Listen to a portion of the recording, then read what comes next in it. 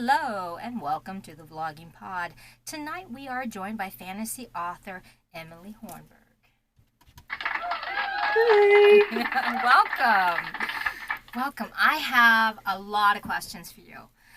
Um, the one thing I'm most curious about is when I start doing research on you, it was because of your publishing, when you first published. So, can you want to tell everyone when you first published your first book? Yeah, so I have one book out right now. It came out in October of 2020. My next one is coming out in exactly 2 months from today. Yeah, with City Owl Press back in October of last year. So So, okay. Sorry, my one extra phone here has got a slow connection. Hold on a minute, because I'm wondering if we're gonna. that's okay. Um, yes, that would be why, because it's connected to the wrong freaking internet. Anyways, so let's talk about your publishing in 2020. It was the time of a peak epidemic. So what I'm most curious is tell me now with this Yeah. second one coming out, how does it vary? Because we're still in the kind of a crisis with everything, not as drastic as it was in the beginning. So tell me how publishing now compared to then has worked out for you. It was definitely a challenge. Just because even though everybody was at home and like able to read, I think just because people were like down, like they were even like actively seeking out books sometimes and were kind of burned out by that point in October. So it was definitely an interesting time to publish. Um, and especially because like you couldn't do any live events. So even of just like reaching out to local bookstores, they were like the ones that would reply to my emails, they would be like, oh, like we would like to carry your book, but we're really having a hard time right now. So even like books we want to sell, like we can't because they were even struggling just with like books they knew were going to sell. And so it was just really interesting. But now I'm really excited. I have my first in-person event in May. Wow. So I'm super excited about that where I can actually like connect with the community and talk to people and see them face to face, which I'm just very, very excited about. Um, and I think just now people are just in a happier mood and they're not quite as burned out. People are a little bit more hopeful now. And so I think it's just kind of helping the whole process a little bit more. Like I had a great experience with my first book. It was great, all things considered, but I did have some of those challenges where just like we were kind of coming out, but we were kind of going back in again, and Yeah. it was just kind of strange. But I think it's kind of nice now that I can start doing a little bit more outreach events and getting to know people face to face. Right. Actually, I was pleasantly surprised about how many interviews you did in shutdown time. Oh, thank So, you. it really, because I looked and that was seemed to be the theme about what people were talking about. However, I think that you did an awesome job. I mean, you projected yourself in such a manner that it really captured my attention. So, I commend you on that. I Oh, mean, thank you. That makes me feel so good. oh well, it's well deserved. I don't say compliments just to say it. I swear. Um, so let's talk a little bit about the urban fantasy that wasn't picked up by an agent, because I believe you had an agent get with you at December 1st. Do I have that right? And it was for a fantasy. Yes, wow, you really did do your research. That's so impressive. Well, thank you. I try. Yeah, so this book, yeah, so this fantasy series, I had gotten picked up in December of 2019, December 1st. Um, but yeah, but before that, I had been querying and sending out an urban fantasy for a long time that just like didn't really get any traction. Wasn't really seeming to go anywhere. Like I still have it kind of like in the back of my head. I like now that I have the hindsight, I'm like, oh yeah, that book was totally not ready to be published at all. Aw. But I still have some of those ideas in the back of my head, and I'm like, okay, I think like getting some more work into it. I think that could still be a possibility somewhere down the road. Um, but yeah, so definitely that first try with querying and sending that urban fantasy, it just didn't pan out super well, but I think it worked out for the best. Right. So you're speaking about the fantasy they got, the adult fantasy. So tell me that Yes. this is with a publishing company, yes? Yes, it's with City Owl Press. They're a small press, and so in a way, it's kind of cool with them where, like, since they're smaller, some of the authors have agents and some of them don't. And so this was just like an editor that I had submitted to Okay. without an agent, and they wanted to take it on. So okay, so with your coming into your second book, which now I wasn't gonna say this, but I might jump ahead of a couple of questions. So just because we're talking about the That's first okay. book, so I just got to make sure I've got my notes here, and I'm going to do that. So I'm gonna make a note here where I'm skipping. Simply because what I'm curious is, since you're on your second book, which your release date is today, yes? Mhm. It's 2 months from today. Oh, two Originally, it months. was Okay. going to be today. Okay. We end up having to push it to May. Okay, okay. All right. I thought that, like I said, I do my research. So just wanted to make sure on that. Yeah. Because, yeah, I do see it up on your website where it does say May now. So, so tell me how the difference is. I mean, you've done two books. With your experience now, would you Hmm. revisit the urban fantasy? Yeah, I would really like to revisit the urban fantasy at some point. Just like they're just characters, like even though like the story and some of the writing definitely needs some work. Um, the characters I really would like to go back to. They're some of my favorites still. Um, I just really fell in love with them. But I like all types of fantasy.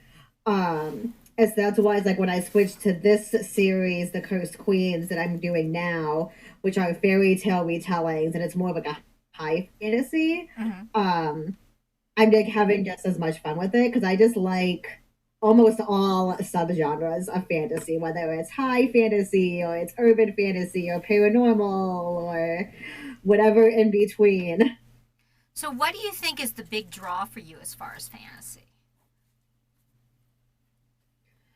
I like, well, it's always just like fun to think about all the different possibilities because it's like you can do so much with it. You can literally just make up almost whatever you want, and experience whatever you want, which I think is just really, really fun and is great to just like stretch the imagination. Mm-hmm. But also, I think something about fantasy is that even though it's escapist and it helps you to get away from our world and to take a break from it kind of helps you learn how to deal with our world better Right, because there's always like those themes of like friendship and family and love and overcoming obstacles and all these things, right. and so you can kind of address all of these real world things in a place that feels a little bit safer for yourself, so then you can go back to the world and face it even better than you could before. Right. But when we talk about fantasy, um, some people might say, oh, because you get to create everything, it's easier. But in a sense, it really isn't. I think writing what you know may be easier, and fantasy might be a little more challenging simply because you have to really do some research and create your entirety of the world around you in that story. So actually, that takes a lot. So, you know what I'm saying? I applaud you for that. Well, thank you. So let's talk, since we're talking about creating our own worlds, let's brainstorm about characters. Tell me about your process, about how you create your characters. So, well, in a way, with the series, the Cursed Queens books that are coming out right now, because they're fairy tale retellings, in a way, I kind of have a somewhat easy in with the characters because you kind of already have them laid out for you. Like the first book, The Knight's Chosen, was Snow White, Mm-hmm. and so in a way, it was kind of able to just take this sort of shell of a character that was already made for me and kind of just dig further into it and just try to figure out like, okay, so she's a princess, but her stepmother wants her to be dead. So, but yet she has these reactions. And so, what kind of a person is that? Like, how can I build on that person who comes out so positively and is so like, because we always kind of like see Snow White as this happy, positive, cheerful person. And so I kind of was like, okay, so like this is a really, really terrible, awful situation. So what kind of a person is still so positive during all of this and being able to dig into her that way? And so then on the flip side, now the second book is Cinderella, which is also another, like, wow, she's enslaved in her own house. This is so tragic. Like, this is awful. But, just kind of like figuring out, like, okay, but she's also tends to be a positive character. But then also trying to get away from the stereotype of just like, oh, well, she just let the fairy godmother give her what she needed to go to a ball. And so trying to figure out more about the character of like, okay, but why would she want to go to the ball? Like, does she just want to impress a prince? Or is there something else behind it that she wants to go to the ball? So fairy tales in a way kind of give me some groundwork to start with. Okay. Um, but then when I do a book that's not based on something else, I kind of start to think about the tone of the book and what sort of feel do I want? Because like I'm pretty good at figuring out like the vibes I want, and getting the sort of mood. And then the main character kind of comes from that. So if I want the book to be a little bit darker and moodier, I can kind of start creating a character of like, okay, so, what type of person would fit in this vibe that I want? And I tend to write about themes a lot and think about the themes that I want the story to portray. Like my urban fantasy, I really wanted to talk about characters where like they defined their life by their job. It was a character where like her job was to defend against the paranormal, but what would happen if like she couldn't do that anymore, and how does she now define herself? And so then that character grew from that because that was a theme that I wanted to talk about of like you were defined by this one thing and now that one thing is taken away, and where do you go from there? Right. So when you decided to do the the fairy tales, which way did you do it? What type of way were you building on? Were you building from Brothers Grimm or Disney? What was your main starting point that you wanted to broaden your story from? I usually go to the Brothers Grimm. I mean, I adore Disney. I'm a huge Disney adult. Right. Like I have a childless millennial sticker on my laptop. Like I love Disney. Right. But I also, even from as a kid, I always wanted to know what the original story was. So even as a kid, I was like watching the Disney movie, and then I would go find the really terrible grim fairy tale about the birds pecking out the stepsister's eyes. um, just to figure out like where did this come from, where did they get these ideas from. So I do tend to go back to more of like the Brothers Grimm or Hans Christian Andersen and those to get to the roots. But sometimes I'll kind of compare to other editions and other versions as well, just to kind of see what other people have done with the tale. Right. So let me go off a little bit of track from your book. So just a second. Let's talk about let's talk about an anthology, Magic Beneath the Mistletoe. How did this come about for you? So that was through City Owl Press again, but they've just started a new imprint called Mystic Owl. They just started that just within the past year. And so to kind of help bring out more for this imprint, they decided to do a holiday anthology, and they just opened it up to all of the City Owl authors, and they were just like, hey, if you want to write a short story set in the world you've already created or something new.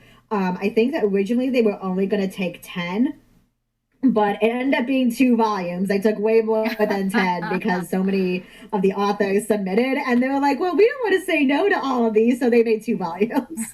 Nice, nice. So Yeah, it was really fun. tell me about your story that you created for it. So I did mine as a prequel to my first book, The Knight's Chosen. Okay. Um, and I decided to do it where when the main character, the Snow White character, when her parents first met. Um, I had a few different ideas of what I wanted to do because like there were a couple side characters where I was like, oh, like I would really like to dig into their story a little bit more. Um, but I decided to do when her parents first met. It's because I thought it would be really cute and really fun. And even though like we know the tale of Snow White, where we know like the mother dies, so in a way it's sad. But if I could just end it when they got together, Right. I thought it would be a really fun little holiday story. And then I just wanted to keep on the theme of fairy tales. Mm-hmm. And so I decided to make it a Princess and the Pea retelling. Ah, nice Um, take. yeah. And so that was, so I thought that would be really, it was really cute and it was really fun, but also a little bit of a challenge just because I tend to be long winded. And so trying to condense everything into like a little short story was a bit of a challenge. Okay. So, okay, when you mention long-winded, here's a question just on the fly. Tell me the Yeah. word counts of your books. Let's talk about that. So, so right now my word counts are right around 90,000 words, which Okay. isn't too bad. And sometimes for high fantasy, that actually can be a little bit on the short side. But I will tell you the early drafts of my urban fantasy was like 200,000 words. Wow. And you thought it wasn't ready Yeah. And I yet? thought, Wow. well, I thought it was ready, and I was asking for like an author friend for her advice, and I told her my word count, and she was like, you need to cut that in half. And I was like, oh, okay. Wow. Well, right there could be, a series if you ever decided to go back to it as well. Yeah, yeah, it could, which could be really fun. Right. So I'm looking at your website, which is, by the way, for anyone interested, it's at the top of the room, but it's also emilyhornburg.com. So I'm looking at your covers and tell me a little bit about that because The Knight's Chosen is beautiful. However, we aren't allowed to see the Shadows Heir yet. It's just a little bit of a little bit of a sneak preview, but not much. Tomorrow. Yeah, it's just purple. It's just purple, Yeah. girly people. So that's all I'm getting here. It was really hard to make a promo for that. I'm telling you, but I did my best. So I was like, dang it, dang it. And I was looking everywhere for maybe where you may have done something so I could see what it looks like, but I was not lucky. So tell me about the covers. Tell me how your process, if you work with someone, tell me how those come about. So we do have a company that the publishing house works with. I really hate myself that I can't remember what they're called, especially because they are based in the Ukraine, and so like all of us are like, go follow them, go support them. So if I think of it, I will let you know, in case you ever want to like tell your listeners who they are. Right. But they do a fantastic job, and so the first version of The Knight's Chosen was just like a close up of a woman and her face, kind of like her torso, in this almost like Renaissance-y dress with like a lot of stars and stuff. And it was really pretty, and I really liked it. But I also think part of me was just kind of in the like debut author phase of like, oh my gosh, I have a cover. It's beautiful. And then my editor said, this looks too bodice rippery. Try again. And like then when I like looked at it again, I was like, okay, yeah, it does look kind of bodice rippery. You're right. Right. So that's when we kind of came up with the idea with this like woman with this like big dress and the castle in the background. And because her magic comes from the stars and the night, you know, we really wanted to have that celestial type of feel. And so I sent them some pictures from like my Pinterest boards to give them the tone I was looking for. And yeah, it just turned out beautiful. It is. It is a I know, I very. feel bad. My cover reveal for the Shadows Air is tomorrow. It's all right. I will make sure that I stay tuned. Um, just so people who can't see it, but you can see it on her site again, emilyhornburg.com. It's called The Night Chosen, The Night's Chosen. It is beautiful. Actually, it almost gives you the illusion as if she is walking on the sky from the way the clouds or the foggish kind of thing at the bottom, the way it goes. So it almost gives you, you know what I mean? Like it's a castle in the sky kind of element. It really is Yeah. pretty.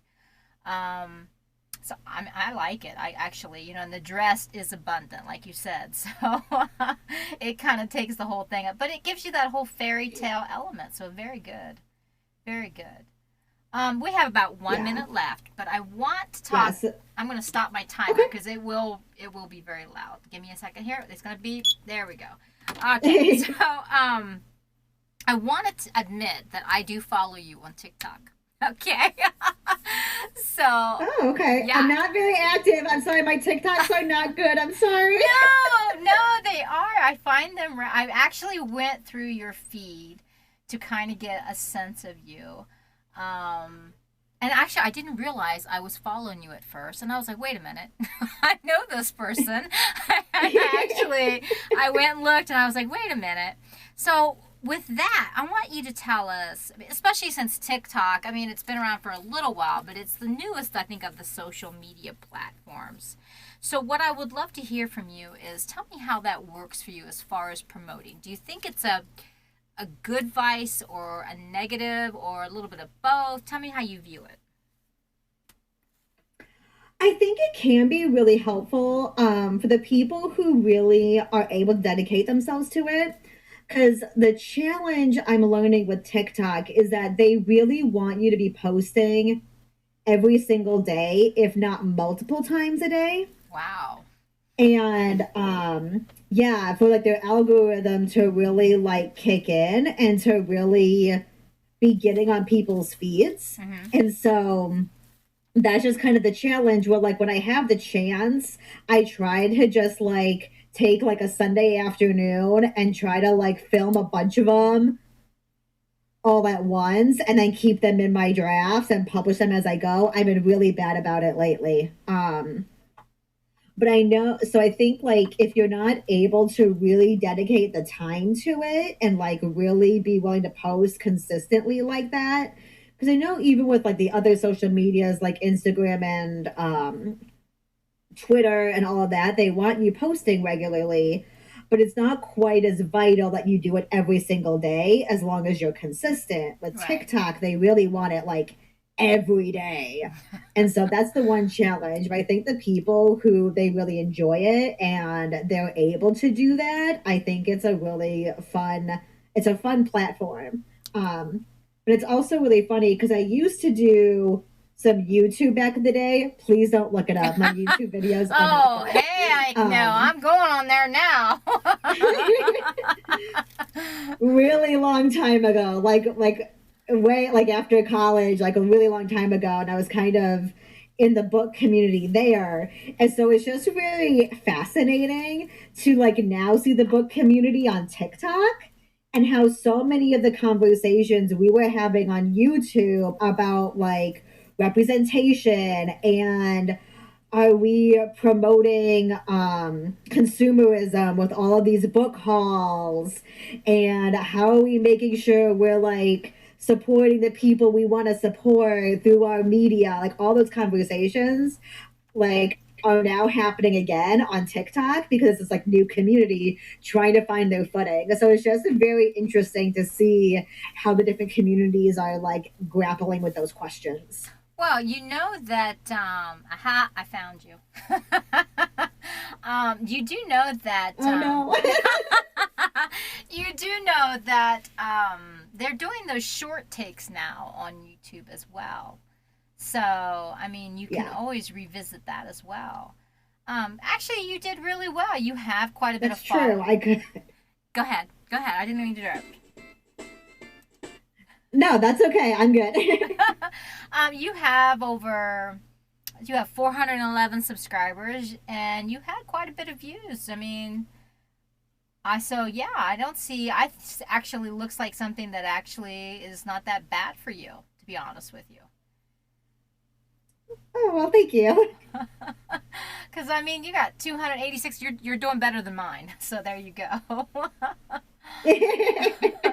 um, you were a joy to have on. There are actually more questions that I would love to ask you, especially seeing this. I might have more. I might have to jot down later on. I want to thank you for being on the program, and I actually am very excited for your new release to come out.